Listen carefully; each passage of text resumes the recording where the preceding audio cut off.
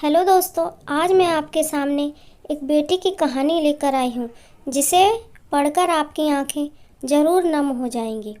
खिड़की के पास खड़ी सिमरन सोच रही थी, भाई दूज आने वाली है, पर इस बार ना तो माँ ने फ़ोन करके भैया के आने की बात कही और ना ही मुझे आने को बोला। ऐसा कैसे हो सकता है? हे भगवान, सब ठीक हो सब कुछ। अपनी सास से बोली, माँ जी, मुझे बहुत डर लग रहा है। पता नहीं क्या हो गया, मुझे कैसे भूल गए इस बार। सास ने इजाज़त देते हुए कहा, कोई बात नहीं बेटा, तुम एक बार खुद जाकर देख आओ। सास की आज्ञा मिलने भर की देर थी कि सिमरन अपने पति के साथ मायके आ पहुंची, परंतु इस बार घर के अंदर कदम रखते ही उसे सब कुछ बदला सा महसूस हुआ। पहले जहां उसे देखते ही माँ पिताजी के चेहरे पर खुशी से खिल उठते थे, इस बार उन पर परेशानी की झलक साफ दिखाई दे रही थी। पहले भाभी उसे देखते ही दौड़ी चली आती और प्यार से गले लगा लेती थी, पर इस बार दूर से ही एक हल्की सी मुस्कान दे दी। भैया भी ज़्यादा खुश नहीं दिखे। सिमरन ने जैसे तैसे एक रात बिताई, परंतु अगले दिन जैसे ही उसके पति उसे मायके छोड़ वापस गए, उसने अपनी माँ से बात की। तब उन्होंने बताया, इस बार कोरोना के चलते भैया का काम बिल्कुल बंद हो गया, ऊपर से और समस्याएं। बस इसी वजह से तेरे भैया को तेरे घर भी ना भेज सकी। सिमरन बोली, कोई बात नहीं माँ, ये मुश्किल दिन भी जल्दी निकल जाएंगे, आप चिंता मत करो।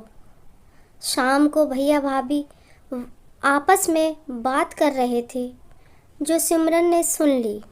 भैया बोल रहे थे, पहले ही घर चलाना इतना मुश्किल हो रहा था, ऊपर से बेटे की कॉलेज की फ़ीस।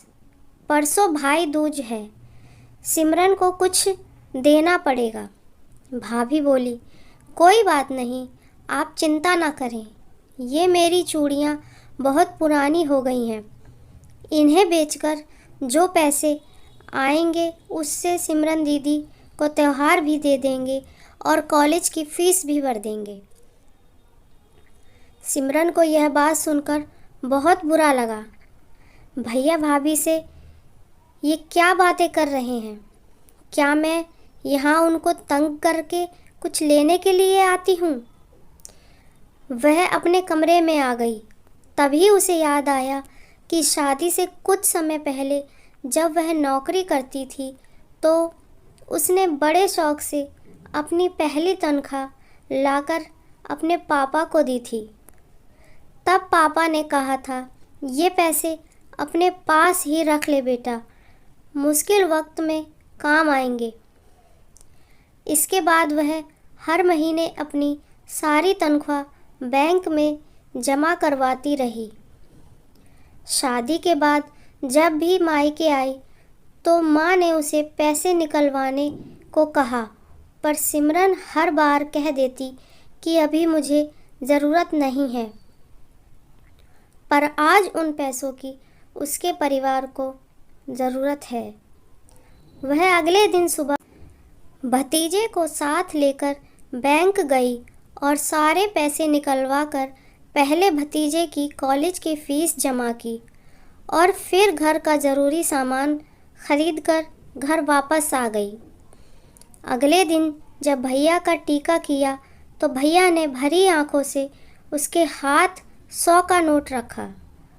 सिमरन मना करने लगी तो भैया बोले, ये तो शगुन है पगली, मना मत करना। सिमरन बोली, भैया, बेटियां मायके शगुन के नाम पर कुछ लेने नहीं, बल्कि अपने माँ बाप की अच्छी सेहत की कामना करने। भैया भाभी को माँ बाप की सेवा करते देख ढेरों दुआएं देने और बड़े होते भतीजे भतीजियों की नज़र उतारने आती हैं।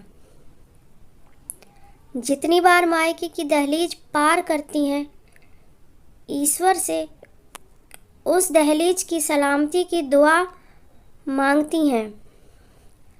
जब मुझे देख माँ पापा के चेहरे पर रौनक आ जाती है। भाभी दौड़कर गले लगाती है।